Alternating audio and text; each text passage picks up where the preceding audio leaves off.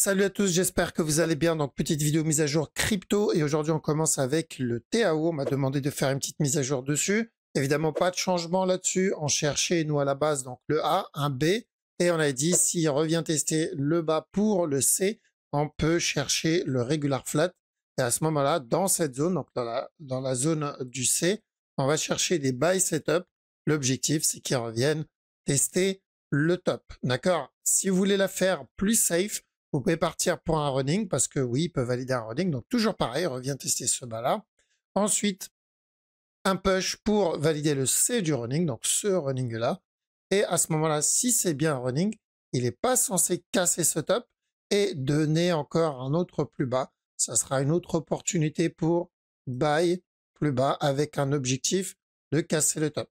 Donc l'option 1, il valide un régular à la cassure du bas et à ce moment-là, c'est de l'achat pour la TH. L'option 2, il valide un running et à ce moment-là, on est censé faire attention dans la zone, donc dans la fin du C, pour prendre des TP, mettre les break-even. S'il valide l'option rouge, tant mieux. S'il valide l'option jaune, on va pouvoir racheter avec ses profits plus bas. Très simple, d'accord? Donc le point commun ici, c'est quoi? C'est ce gros morceau-là. Il est commun, que ce soit par rapport au scénario rouge ou par rapport au scénario jaune. Donc ça fait quand même une belle petite impulsion. Mais pour ça, il va falloir déjà revenir tester ce bas-là. D'accord? Revenir tester le bas et ensuite on commence à cumuler doucement sans être agressif pour éviter de se prendre le fameux, vous savez, la fameuse structure qui traîne ici pendant longtemps. D'accord? Voilà, donc ça c'est pour TAO, pas de changement, cassure du bas, on cherche de l'achat. Ensuite, on attaque avec Bitcoin, pardon. Donc BTC, on a dit de faire attention dans ces deux zones. Première zone de retournement, deuxième zone de retournement. Tant qu'on n'a pas pété ce top, c'est ces deux zones-là qu'il fallait surveiller. Donc là, j'ai l'impression qu'il valide le retournement sur la première zone. Donc en petit time frame, c'est ce qu'on va surveiller. Hein, c'est la petite time frame pour le moment, parce que la grosse time frame, pas de changement. On l'a déjà dit, c'est revenir péter ce bas. Que ce soit pour le retournement dans la première zone ou que ce soit dans le retournement pour la deuxième zone, l'objectif, c'était de revenir péter le bas. Par contre, s'il vient péter le bas, c'est une très belle zone pour chercher des buy setup. D'accord? Là, pour moi, on commence à avoir une petite fin de structure. Donc, on surveille des buy setup. On va peut-être pas chercher, donc s'il vient casser le bas là tout de suite, on va peut-être pas chercher directement le gros B, mais pourquoi pas partir pour le C du running. Donc, minimum, ce C-là. S'il donne plus, c'est bonus. D'accord? Parce que notre objectif, c'est le gros B, évidemment.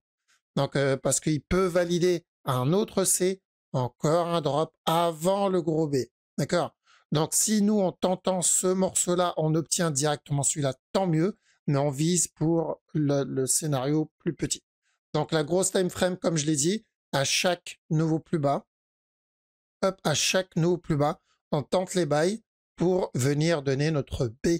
Donc, on va venir tester les 95, 100 000 dollars, à peu près 95 000 ou 100 000 dollars. D'accord? Mais en petit time frame, pour moi, c'est encore baissier. En plus, faites attention pour ceux qui tradent en 15 minutes, par exemple. Tant que vous n'avez pas cassé ce top, vous risquez encore un autre plus bas, potentiellement pour un running. Donc, pas vraiment de buy setup actuellement. De toute façon, même s'il vient casser ce top et qu'il invalide le running, ça sera probablement pour une plus grosse correction et ensuite encore un autre plus bas.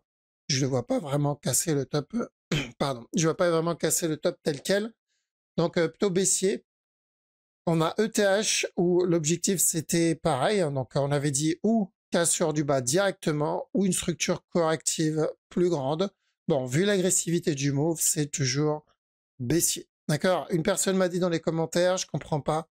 Il y a peu de chances que ETH revienne en dessous des 100 000 sans que le Bitcoin revienne tester les 60 000. Alors, non, en fait, ça ne veut rien dire. D'accord? Ça ne veut absolument rien dire. Bitcoin, c'est ça. Depuis, depuis le 31 octobre 2022, il a fait presque 600%. ETH, lui, il est dans le même range. Il n'a pas de fait ATH. Donc, Bitcoin a fait un ATH, il a fait presque 600%. ETH, lui, n'a pas fait d'ATH. Et il est dans cette même zone de correction, dans la même zone de range. Donc, déjà, de base, les deux structures ne se suivent pas. D'accord? Donc, on n'a pas les mêmes structures. Même si on a la même direction sur donc sur le court terme, moyen terme, en termes de structure, on n'a pas la même chose. Donc, oui, le Bitcoin peut donner un B. D'accord? Le Bitcoin peut donner, par exemple, un B ici, et ensuite valider un C. Et pendant ce temps-là, ETH peut entamer aussi une correction. Pendant que le Bitcoin donne un B, ETH peut entamer une correction. Et quand le Bitcoin donnera le C du régular, ETH peut venir valider le C du plus gros régular. Une fois ETH a terminé son gros régular, donc on va venir tester les 900 $ à peu près, là on pourra avoir le up. Et dans ce cas-là, le Bitcoin, lui, aura probablement aussi terminé son régular flat là-dedans, le B et le C. Il n'est pas obligé de venir tester les 60 000 et quand même valider le push, d'accord? C'est pas la même direction.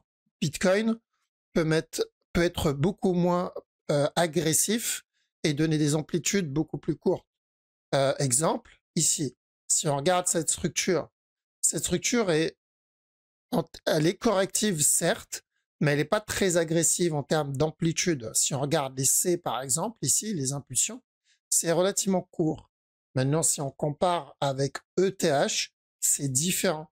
ETH, d'accord? Il a donné des amplitudes, des retracements beaucoup plus importantes que le Bitcoin. Donc, faut pas confondre structure et direction. D'accord? On n'a pas la même structure. ETH ne suit plus Bitcoin. Je l'ai dit, j'en parlais déjà en 2020, je crois. Je disais ETH va se détacher de Bitcoin. Faut arrêter de penser que ETH va suivre Bitcoin. Non. Ça sera de moins en moins. Et on le voit déjà. ETH ne fait plus du tout la même chose. Donc, quand Bitcoin donne une grosse tendance et commence à donner des ATH, l'Ethereum, c'est pas le cas. Il a donné juste ça, il a pété le précédent top sans casser la tâche.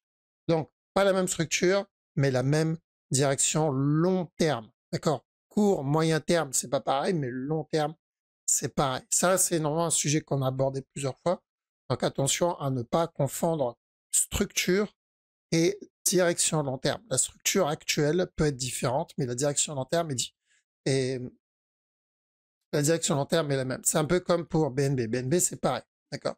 Donc, la structure court terme, elle est complètement différente de Bitcoin et de TH. Pourtant, la direction, elle, est encore la même. D'accord? Donc, attention, les amis. Structure et direction, c'est pas la même chose si on fait de l'analyse technique, parce qu'on traite pas la même chose. Même si la direction long terme est la même, pour de l'interne, c'est important de savoir ce qu'on est en train d'obtenir. D'accord? Par exemple, si je veux trade un B, je vais trade Bitcoin, le B du Bitcoin. Je vais pas trade un B d'un ETH. D'accord? ETH, je vais privilégier le C plutôt que le B. Parce que Bitcoin, le B sera beaucoup plus important et sera probablement beaucoup plus agressif aussi.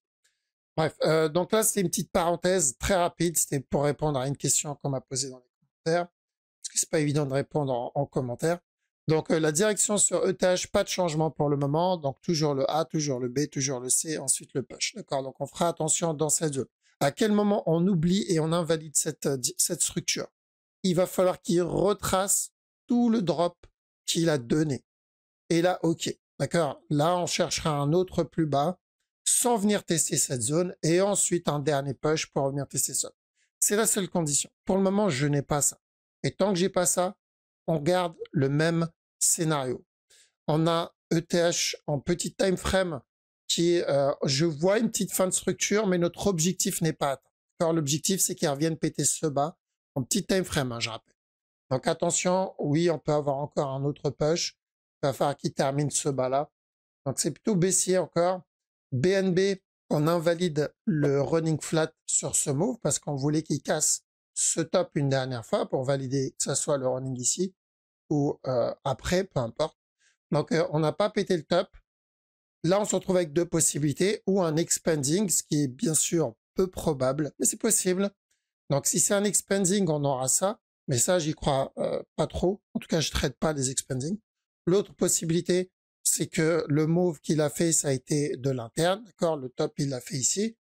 Et cette ce drop-là, pardon, qu'on a eu, c'est un A et non pas le C d'un expanding. À ce moment-là, on partira pour ou un plus gros B, d'accord? Donc le A, le B et le C pour une nouvelle correction, tout simplement, classique. Et si c'est le cas, on le verra parce qu'il va range ici pendant un petit moment. L'autre possibilité, c'est qu'on est toujours dans le B, la structure au-dessus. Parce que je rappelle, ça pour nous, c'est un A. Et on avait dit quoi? On attend la fin du B, le C, un drop, pour terminer le plus gros flat avant la continuation. Donc c'est possible qu'on soit toujours dans le B. Donc ça reste toujours le A. Le B est en cours. C'est un scénario qu'on avait déjà vu, mais je rappelle ici. Donc le B est en cours, il viendra drop encore doucement, revenir péter ce bas. Et ensuite on cherchera le C avant le plus gros regular flat. D'accord? Donc ça ne change absolument rien sur le gros move évidemment. Mais pour ceux qui tradent en petit time frame, vous devez rester vigilant par rapport à ça. Donc long terme, c'est comme Bitcoin, ETH, etc. On est en train de range pour de l'achat, mais court, moyen terme, on va encore avoir de la baisse, que ce soit pour finir notre A, dans le cas du Bitcoin, ou le C, dans le cas du Bitcoin moyen terme. Et ici, c'est la même chose. D'accord? Que ce soit pour finir le B d'un future running ou le C sur la time frame supérieure. Donc, court terme, moyen terme, c'est encore baissier. Mais long terme, la majorité, c'est plutôt, en tout cas des grosses cryptos, c'est plutôt aussi. Donc, attention à pas confondre la time frame weekly, monthly avec la time frame 1 heure. D'accord? Et en 15 minutes, bon, il y a une petite structure qui se prépare là-dedans, potentiellement un running, donc le A ici, un B, tant que je ne casse pas stop, je fais attention encore un autre plus bas. Bon, ça c'est classique. On a le dot aussi, 15 minutes, un petit running, tant que je ne casse pas stop, je fais attention, un push et encore un autre plus bas, donc ça reste encore baissier pour le moment. En 1 heure, donc là, vu l'amplitude du move, je pense qu'on est bien parti pour revenir tester le bas. Je rappelle les scénarios que j'avais vus. Premier scénario, il donne une plus grosse structure corrective, d'accord, pour un B. Deuxième scénario, il va juste exploser et revenir tester ce bas-là. La plus grosse structure corrective n'annonçait pas spécialement un gros buy, c'est juste retester le top, mais quand même de la vente dans les deux cas. D'accord, ça reste baissier.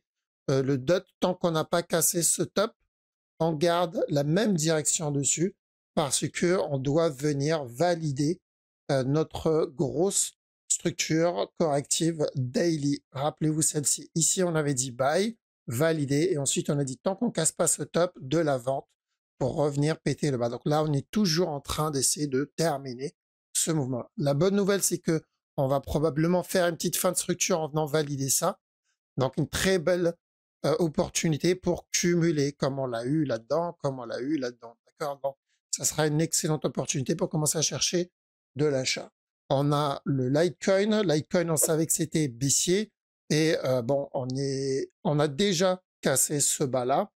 Donc, on avait dit correction, drop pour venir péter ce bas. Donc, ça, c'est validé. Maintenant, le prochain objectif, c'est ce bas-là. D'accord? Et on va surveiller de quelle manière il va venir péter ce bas. Donc, si je vois qu'il me donne une petite fin de structure, donc vraiment il descend calmement et gentiment, je vais tenter les buy setup toujours pour ce gros flat. D'accord? Donc, tant qu'il n'explose pas, je tenterai les buy setup dans cette zone. Au pire des cas, j'aurai un B, je profiterai du B du Bitcoin si le timing est identique pour gratter le B sur le Litecoin. D'accord? Mais on le verra ensemble, ne vous inquiétez pas pour le moment déjà qu'ils viennent péter le bas. On a le sol. Le sol, bon, voilà. Je vous ai dit, j'ai un gros doute sur le running flat. Il y a peu de chance. Je pense qu'il y a de bonnes chances qu'on qu'on ait déjà validé un contracting ici et que le mouvement ici, c'est un A. Et dans ce cas-là, on aura une plus grosse correction, c'est-à-dire donc un B ici avant le push et ensuite la continuation. Donc le B et le C. Et l'autre possibilité que j'aurais dû mettre en rouge, c'est juste qu'il flag et il continue à push. D'accord? Donc, ça a resté baissier comme move, mais une nouvelle structure. Il y a peu de chances que ce soit un running flat. Et vu ce qu'il me donne là, voilà, ça confirme plus ce que je disais. Et ce qu'il donne en 15 minutes là-dedans, ça ressemble à un flag pour le moment. Donc, ça va plus pour le scénario rouge, revenir péter le bas encore une fois. Donc, pour le moment, c'est encore baissier. Et s'il donne un plus gros B, bon, ça va mettre plusieurs semaines, donc on aura le temps de le voir venir. Mais tel quel, le marché me dit, j'ai encore envie de drop. J'ai envie de revenir péter ce bas, voire même ce bas-là. Donc, classique aussi sur le sol.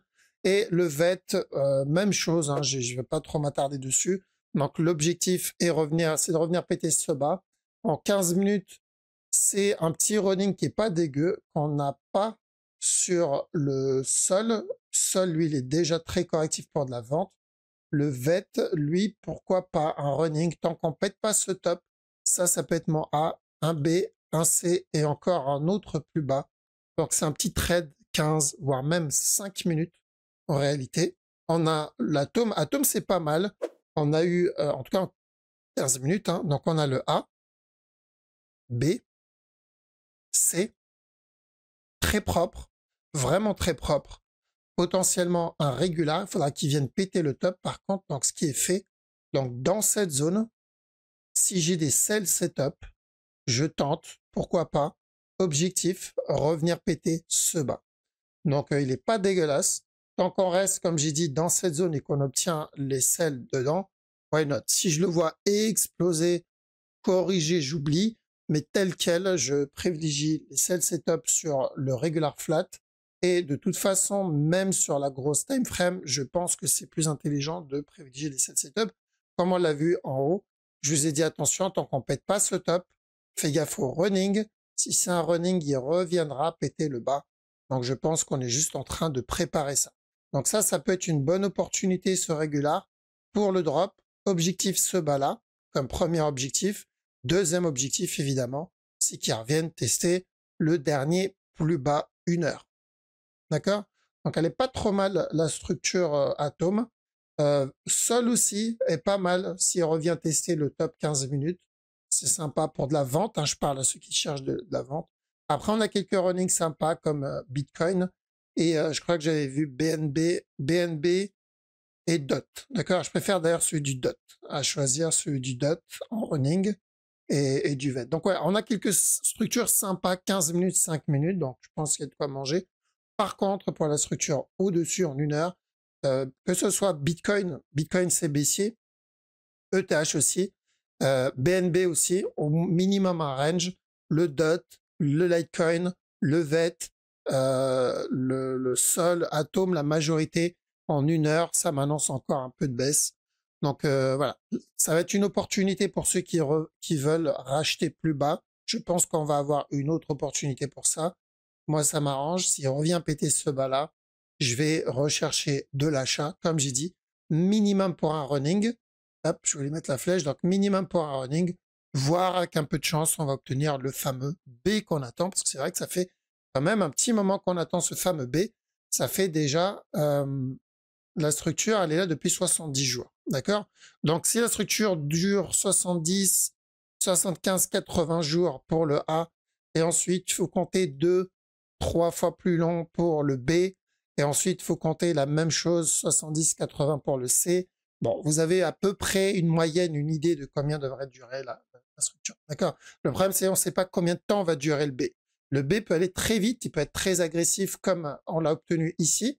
Ce B-là, il a été très agressif, mais on peut aussi obtenir un B beaucoup plus correctif. Si on regarde ce B-là, il a duré plus longtemps. D'accord? Donc, vaut mieux prendre large. Faut pas aller chercher le plus court. Faut prendre le plus large.